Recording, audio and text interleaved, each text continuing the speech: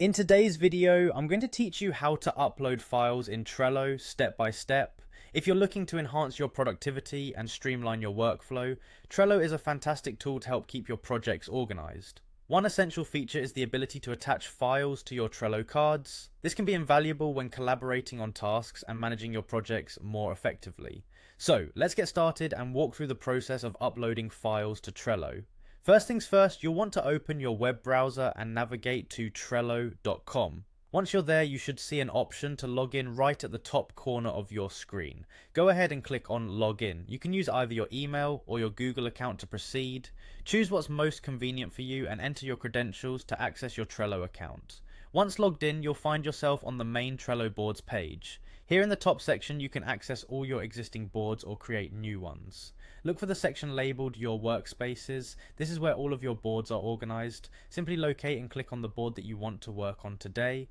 This will open up the selected board displaying all of its cards and lists. Now it's time to find the specific card you'd like to attach a file to. Browse through the list on your board and click on the card of interest. This action will bring up a detailed view of that card on the right hand side of your screen. In this detailed view, you'll see various options, including one labeled Attachment.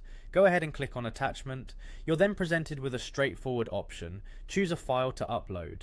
Clicking on this will open a dialog box from your computer, allowing you to navigate to and select the file or files you want to attach. Choose your desired file, and it will start uploading to your Trello card. In addition, Trello offers a super easy drag and drop feature. If that's easier for you, simply locate the files directly from your computer and drag them over to the card's detailed view. Drop them there to upload, and voila, your files are attached. And there you have it, your selected files are now attached to your Trello card, making it easier for you and your team to stay organized and on top of your projects. This method is invaluable for sharing documents, images, and other files relevant to your tasks, and ensuring everyone has what they need in one accessible location.